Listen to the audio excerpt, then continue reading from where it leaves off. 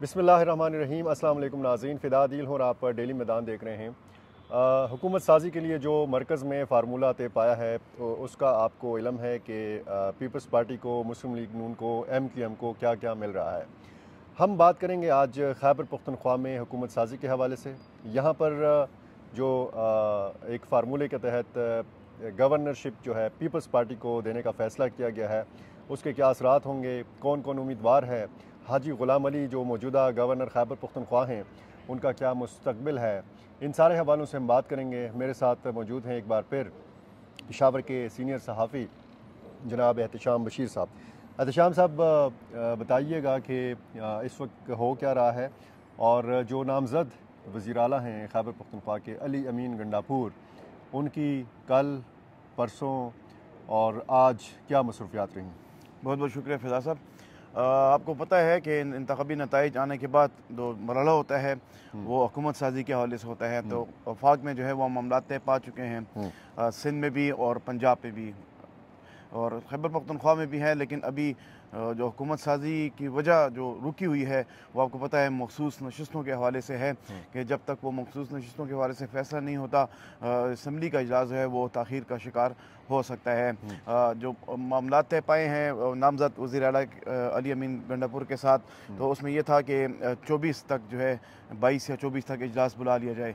लेकिन चूँकि मखसूस नशस्तें जो हैं वो अभी इनका फ़ैसला नहीं हो पा रहा, तो ये फ़ैसला क्यों नहीं हो पा रहा? और सुन्नी इत्तेहाद काउंसिल के साथ जो ये शमूलियत है इनकी आज़ाद अरकान की PTI के, तो ये तमाम के तमाम शामिल हो चुके हैं, सिर्फ मतलब ये फ़ैसला होना बाकी है। और ये फ़ैसला कौन करेगा? इलेक्शन कमीशन की तरफ से ये फ़ैसला आएगा कि हाँ ठीक है सारा मामला? देखें फ़िदा, जब आपको पता है PTI से इंतखाबी निशान ले लिया गया था तो वक्तन फ़वक्तन उनकी स्ट्रेटजी जो तब्दील होती रही है। लेकिन उनके जहन में ये था कि हमारे साथ अगर हमने ये स्टेप ना उठाया तो ये हमारे साथ रद्द-ए-अमल हो सकता है, उसके मुताबिक वो चलते रहे हैं। इन्होंने फ़ैसला किया है सुन्नी इत्तेहाद कौंसिल में शामिल होने का। उनको ये मालूम था कि मखसूस नशस्तों के हवाले से हमें मुश्किलात का सामना हो सकता है, इसीलिए उन्होंने जमात इस्लामी का भी ऑप्शन रखा, उन्होंने कौमी वतन पार्टी के साथ भी बात की, उन्होंने जो है वो PTIP के साथ भी बात की। जो फाइनल टर्म्स हमारी मालूमात के मुताबिक वो PTIP के साथ तहरीक इंसाफ पार्लियामेंटेरियन के साथ मामला तय पा गए थे। लेकिन चूंकि काफ़ी रेजिस्टेंस देखा जा रहा था तहरीक इंसाफ के अंदर से ही कि सटक साहब हमें छोड़कर गए तो उनके साथ क्यों इत्तेहाद किया जाए, इसीलिए उनकी जो मखसूस नशिस्तों पर ख़वातीन थी PTI पार्लियामेंटेरियन की, उनके इस्तीफ़े भी ले लिए गए थे। आपको पता होगा इस्तीफ़े सामने भी आ चुके हैं। तो एन वक्त के ऊपर जो है ये फैसला वापस लिया गया है, क्योंकि काफ़ी वीडियोज़ भी सामने आई थी जो आज़ाद मुंतखब हुए हैं अरकान PTI के, तो उन्होंने कहा था कि हम अगर ये फैसला होता तो हम PTIP के साथ नहीं जाएंगे। तो इसीलिए मजबूरन उन्हें सुन्नी इत्तेहाद कौंसिल के साथ जाना पड़ा है। उनका ये नुकसान हुआ है कि उनके मखसूस नशिस्तों के ऊपर कागजात जमा पहले से नहीं हुए थे। इलेक्शन शेड्यूल जो जारी हुआ था उसके मुताबिक उन्होंने कागजात जमा नहीं कराए थे। इस वजह से अभी जो है वो उनको असूल के लिए मखसूस नशिस्तों पर असूल के लिए मुश्किलात का सामना करना पड़ सकता है। इसीलिए उन्होंने इलेक्शन कमीशन को अभी दरख्वास्त भी दी है कि इनके जो आज़ाद अरकीन हैं हमारे साथ शामिल हो गए, हमारी स्ट्रेंथ हो गई, उसके मुताबिक हमें नशिस्तें दी जाएं। लेकिन ये फैसला जो है वो कल तक रोक लिया गया है। इसी मामले के ऊपर जो है वो वजारत कानून जो खैबर पख्तूनख्वा की, उन्होंने भी समरी भी तैयार कर रखी है कि जब इलेक्शन कमीशन की जानिब से ये फैसला आ जाएगा तो उसके मुताबिक फिर हम असम्बली का इजलास बुलाएंगे। अभी मैं आपको थोड़ा सा बता दूं कि तकरीबन 91 तादाद बन रही है जो तहरीक इंसाफ के आज़ाद लोग थे सुन्नी इत्तेहाद कौंसिल में शामिल हुए हैं। लेकिन अभी 3 का रिजल्ट अभी आना बाकी है। इसके अलावा जो है वो खैबर, आपको पता है कि 8 नशिस्तें जो हैं वो पेशावर से भी उनके रिजल्ट रुके हुए हैं, अभी तक नहीं आए। और आज जो कमरान बंगश की जो दरख्वास्त है इलेक्शन कमीशन में वो भी मुस्तरद हो चुकी है।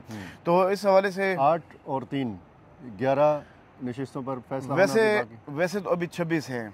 अच्छा, 26 का फैसला आना अभी बाकी है। गजटेड नोटिफिकेशन की मैं बात कर रहा हूँ, वो भी कल तक उसका फैसला हो जाएगा। तो उसके मुताबिक फिर PTI को जो सुन्नी इत्तेहाद कौंसिल है उनको तकरीबन 21 नशिस्तें मिलने का इम्कान है। अच्छा, मखसूस नशिस्तें अगर इलेक्शन कमीशन उनको इजाज़त दे दीजिए कि आप ले सकते हैं तो फिर 21 नशिस्तें मिलने का इम्कान है। बाकी जमातें 2 नशिस्तें जो हैं वो मिलेंगी मुस्लिम लीग नून को और JUI को 2 मिलेंगी और एक पीपल्स पीपल्स पार्टी को मिलने का इम्कान है। अच्छा। अगर बिलफर्ज सुन्नी इत्तेहाद कौंसिल की ये नशिस्तें नहीं मिलती तो फिर ये डिवाइड होंगी, जो अपोजिशन की जमातें हैं, Muslim League Noon, JUI, Pakistan Peoples Party, PTI parliamentarian और एक ANP रह जाती है। तो इसके ऊपर फिर जो है वो तकसीम किया जाएगा इस फार्मूले के मुताबिक। जो हमारी मालूमात है ये बताया जा रहा है कि तकरीबन 26 नशिस्तें हैं, तो 26 यही तकरीबन बन रही हैं, तो एक एक मेंबर के हिसाब से एक एक नशिस्त मिल सकती है। लेकिन बाज़ राय ये कहते हैं कि 2 मेंबर के ऊपर एक नशिस्त मिलेगी। नहीं, अगर मिसाल के तौर पर सुन्नी इत्तेहाद कौंसिल को नहीं मिलती तो फिर अगर अवामी नेशनल पार्टी का एक MPA है, तो उसको एक मिलने का इम्कान है। एक अच्छा, मिलने का तो इम्कान है। बाकी फिर कैसे ऐवान को आप अधूरा तो नहीं छोड़ सकते? अधूरा नहीं छोड़ सकते। ये टोटल डिवाइड मखसूस नशिस्तें जो हैं अक़लियतों समेत वो 30 हैं। तो फिर अगर इनको नहीं मिलती तो फिर ये बाकी सियासी जमातों के पास तो इतनी अक्सरियत नहीं है। मिसाल के तौर पर JUI के पास 7 हैं, मुस्लिम लीग के पास भी 7 हैं और 4 पीपल्स पार्टी के हैं। तो ये इनमें ये 30 नशिस्तें तकसीम हो सकती हैं, ये तकसीम हो जाएंगी। अच्छा। बात ज़रा ये कहते हैं, जो हमारी अभी बात हुई है, जो इलेक्शन कमीशन के भी ज़राए हैं, जो कानून पर समझते हैं, उनसे भी हमारी बात हुई है। वो ये कह रहे हैं कि जो 26 नशिस्तें ख़वातीन की हैं और 4 अक़लियत की हैं, तो ये इन पर एक एक तकसीम हो जाएगी। लेकिन बाज़ ये कहते हैं कि 2 मेंबर के ऊपर एक खातून इनको मिलेगी। नहीं तो फिर तो इस हिसाब से फिर जो है वो फिर तो ऐवान अधूरा रह जाएगा, ANP रह जाएगी। नहीं, ANP तो रह जाएगी। मेरा कहने का मकसद ये है कि अगर 2 अरकान के बदले में एक खातून मिलेगी तो फिर जिनके पास 7 नशिस्तें हैं उनको कितनी मिलेंगी? उनको तो 3 या 4 मिलेंगी। 3-4 PMLN को, 3-4 JUI को, और नशिस्तें ज़्यादा हैं, तो बाकी किधर जाएंगे? बाकी इस हिसाब से वो यही कह मैं आपको बताया कि फार्मूले के मुताबिक वो देखेंगे। अच्छा। कि बाकी जितने इससे पहले अरकान रह जाते हैं उसके मुताबिक उसको तकसीम कर लेंगे, जितने पार्टी के हिसाब से उनको नशिस्तें मिली वो उनको दे दी जाएंगी। इससे पहले देखें, एक ये ख्याल भी जाहिर किया जाता रहा कि ANP का अगर एक MPA है तो ANP को 2 या 3 ख़वातीन की नशिस्तें मिल सकती हैं एक MPA के बदले में, क्योंकि उधर ऐवान को आपने पूरा करना है। ये भी एक ख्याल जाहिर किया जाता रहा। देखें, अगर आप देखें तो 7 और 7 14 जो हैं वो मुस्लिम लीग नून उसके होगी, 4 पीपल्स पार्टी को मिलाएं तो 18 हो गई, 2 अगर उसकी मिलाएं PTIP के तो 20 हो गई, और एक ANP की हो गई 21 होगी। बाकी ख़वातीन की जो पीछे बचती हैं 5 और 4 9 सीटें बचती हैं। तो इसके हिसाब से जो है वो एक से भी ज़्यादा मेंबर आ रहे हैं अगर आप उसको देखें। चलें, ये तो कानूनी नुक्ता है और कानूनी माहिरीन, आइनी माहिरीन ही और पार्लिमानी जो माहिरीन हैं वो ही ज़्यादा बेहतर समझते हैं, क्योंकि हम पहली दफ़ा ऐसी सूरत हाल देखें। हमने बहुत सारे इलेक्शंस कवर किए, लेकिन ऐसी सूरत हाल नहीं मरतबा आई है, और बहुत सारे मामलात ऐसे होते हैं कि जब हम पहली दफ़ा फेस कर रहे होते हैं तो फिर हमें भी सीखने का मौका मिलता है कि जी इस हवाले से कानून क्या कहता है, इस हवाले से इलेक्शन कमीशन के जो कवायद और ज़वाबित हैं वो क्या कहते हैं। बहरहाल आते हैं गवर्नर खैबर पख्तूनख्वा के मामले के ऊपर। जो फार्मूला तय पाया है मुस्लिम लीग नून और पीपल्स पार्टी का, उसमें गवर्नरशिप जो है खैबर पख्तूनख्वा की वो भी पीपल्स पार्टी के हिस्से में है। तो क्या ये इम्कान है कि हाजी गुलाम अली साहब कोई सरप्राइज़ दे दें और बच जाएँ? कोशिश तो वैसे की जा रही है, आपको भी पता है, और सामने ये भी बातें सामने आ रही हैं कि वो पेशावर में है नहीं, आपने जैसे बताया है, और असम्बली का इजलास भी बुलाना है, और इस हवाले से वो पूछ कर भी गए हैं यहाँ पर जो ब्यूरोक्रेसी है कि असम्बली इजलास के हवाले से क्या सूरत हाल है, कि वो बाहर जा रहे हैं। अगर असम्बली भिजवानी है तो वो दस्तखत करके चले जाएं, अगर नहीं भिजवानी तो फिर वो आकर देख लेंगे। तो कोशिश की जा रही है, लेकिन चूँकि पीपल्स पार्टी के ज़िम्मे में ये नशिस्त आई है तो जेला ही लगता है आएगा इस कुर्सी के ऊपर, क्योंकि अभी से पीपल्स पार्टी में आपको पता है कि तगदो शुरू हो गई है। जो सरकर्दा रहनुमा हैं वो कोशिश कर रहे हैं कि वो जैसे कि अभी बातें सामने आ रही हैं कि सईद ज़ाहिर अली शाह साहब भी हैं पेशावर से, वो भी उनका भी नाम सामने आ रहा है। इसी तरह मोहम्मद अली शाह बादशाह हैं, सूबाई सदर हैं उनका नाम भी सामने आ रहा है। लेकिन एक नाम है जो सामने तो नहीं आ रहा लेकिन गर्दिश में है मुख्तलिफ हलकों में, वो फैसल अमीन कुंडी का है, फैसल करीम कुंडी का। फैसल करीम कुंडी का इसलिए नाम सामने आ रहा है कि फैसल जो अली अमीन गंडापुर है वो भी DI खान से हैं, और दोनों का इलेक्शन भी हुआ है, और वो जो है नामजद वज़ीर आला इनसे जीते भी हैं।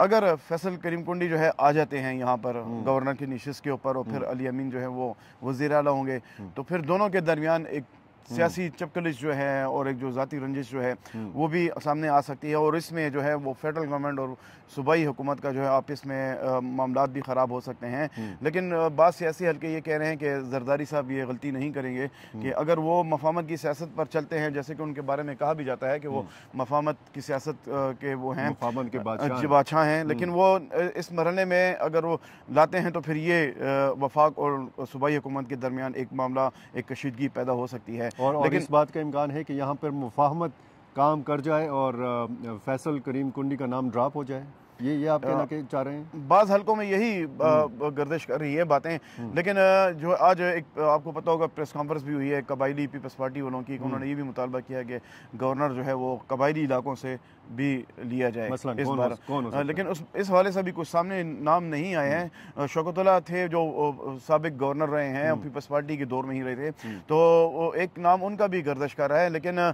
जो यहाँ पर पीपल्स पार्टी के ज़राए हैं वो यही जो सरकर्दा जेलें हैं आगे आगे जो हैं उनके नाम ही लिए जा रहे हैं। लेकिन लगता है ऐसा ही है, कोई ऐसा ही नाम सामने आएगा जो आपके जहन में और मेरे जहन में नहीं है। अच्छा, और उनके जहन में होगा? उनके जहन में होगा जी। हाँ, और उनका फैसला फिर होगा। बिल्कुल वही फैसला होगा। फैसला फिर माना जैसे कि गुलाम अली के वक्त भी ना आपके जहन में ये था कि गुलाम अली साहब आ गए, ना हमारे जहन में था, और नाम जो है वो गुलाम अली साहब का निकला है। ये जो आपने कहा है डेरा इस्माइल खान से, तो डेरा इस्माइल खान का एक ही हल्का है कि जहाँ पर फैसल करीम कुंडी, अली अमीन गंडापुर और मौलाना फजल रहमान आपस में टकराए। ठीक है, ये मौलाना फजल रहमान साहब के लिए बड़ा दचका नहीं होगा कि एक तो उनके जो मुखालिफ उम्मीदवार हैं वज़ीर आला बनने जा रहे हैं, और अगर फैसल करीम कुंडी के नाम का कुरा निकलता है तो फिर ये डबल दचका इसलिए होगा कि हाजी गुलाम अली साहब उतरेंगे और फैसल करीम कुंडी साहब जो है वो गवर्नर बन जाएंगे। तो ये डबल बल्कि ट्रिपल धचका होगा मौलाना साहब के लिए। देखिए, मैं